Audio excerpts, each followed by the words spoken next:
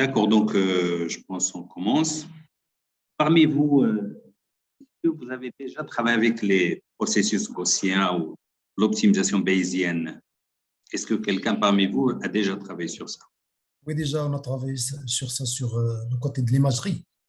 Oui. Dans l'ARMA, Mhm. la modélisation ARMA 3D, on, on fait des équations de Yule-Wilker pour trouver des éléments de cette matrice comme signature des images pour Oui, servir à une base de données pour faciliter la recherche.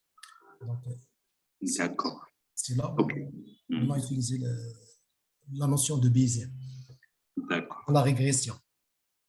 À la régression bayésienne. Bayésien, D'accord. Donc, les processus gaussiens. oui, c'est ça, les Et processus c'était gaussiens. pour l'optimisation aussi. Vous avez cherché à ajuster des paramètres. Exactement, oui. Je vais continuer un peu l'introduction et puis parce que là, on va essayer aussi de voir le côté mathématique des processus gaussiens. Oui, les stochastiques. Voilà, stochastique. Pour moi, c'est un peu nouveau, d'accord. Oui, Donc je profite en même temps pour découvrir ce concept. Donc, notre objectif, c'est de s'attaquer à l'optimisation bayésienne, surtout à son application au machine learning, mais nous allons aller doucement pour comprendre un peu les détails et les formulations mathématiques.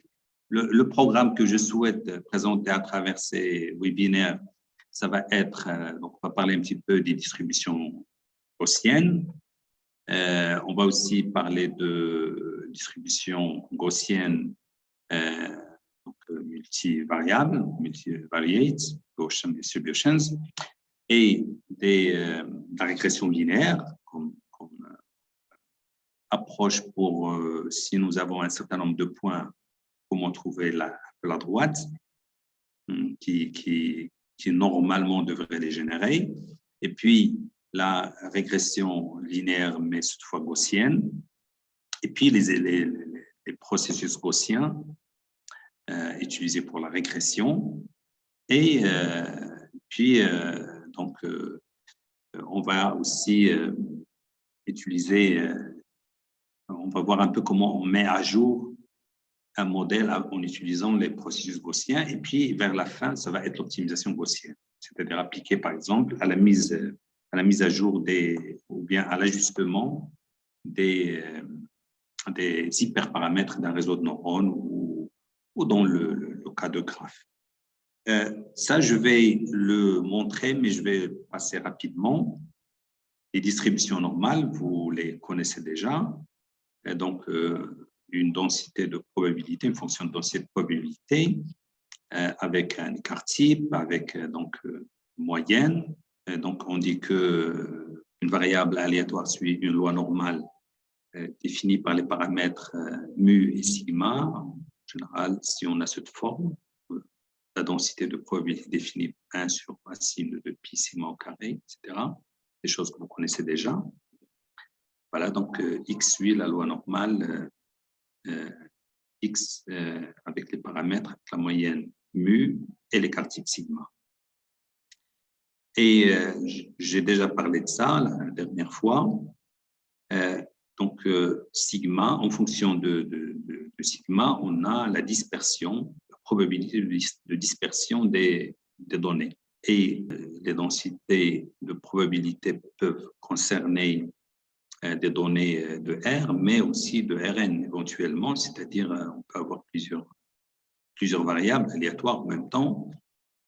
Dans ce cas, X, ça va être un vecteur, X1 jusqu'à Xn. Et donc, la loi gaussienne ou normale, ici, elle est définie par deux paramètres, par un paramètre mu, toujours la moyenne, mais aussi par sigma, une matrice qui définit les variances et les covariances entre les variables.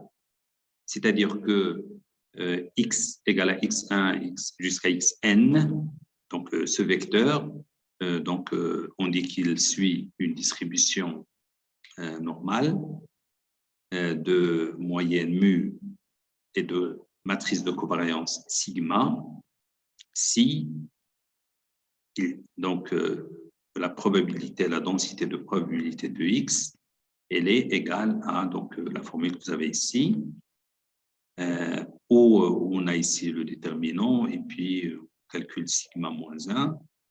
Tout ça pour montrer un petit peu la complexité, si jamais on souhaite l'estimer. Donc voilà, donc nous avons mu, c'est donc l'espérance de X qui est égale au vecteur composé par l'espérance de chaque variable aléatoire unidimensionnelle, x1 jusqu'à xn. Et puis, sigma ij, c'est tout simplement covariance xi, xj, qui est aussi l'espérance de xi moins mu i transposée multipliée par xj moins mu j, l'espérance de ce produit. Voilà, donc ça, c'est des choses un peu connues.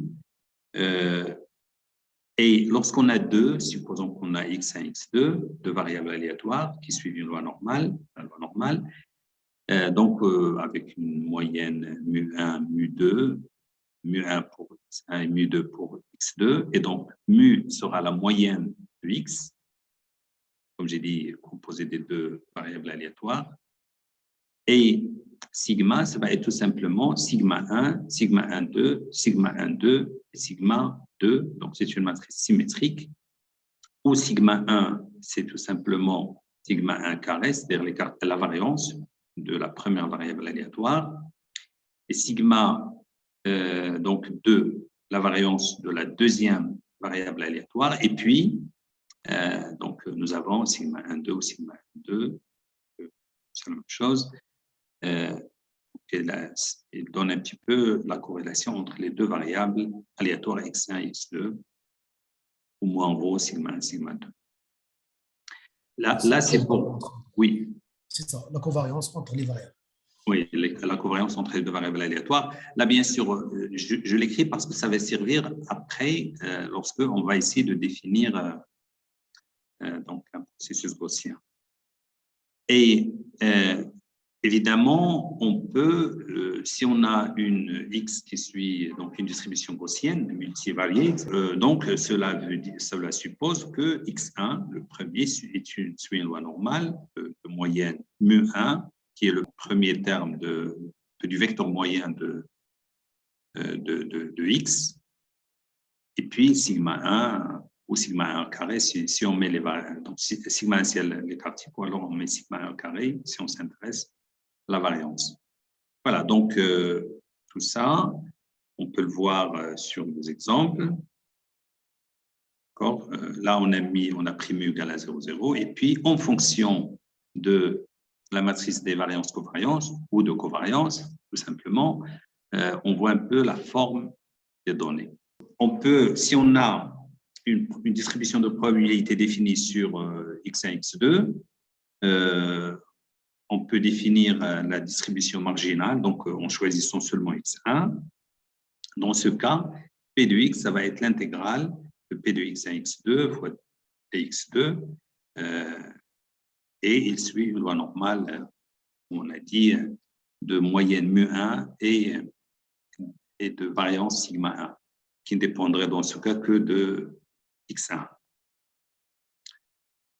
Et puis, on peut aussi définir la probabilité conditionnelle, c'est-à-dire la probabilité de x1 étant donné x2. Donc, on fixe x2 et on voit comment sont distribuées les données selon ce direction, puisqu'on va fixer le x2. Là sur la figure, j'ai fixé x1. Normalement, il faut intervertir mettre x2.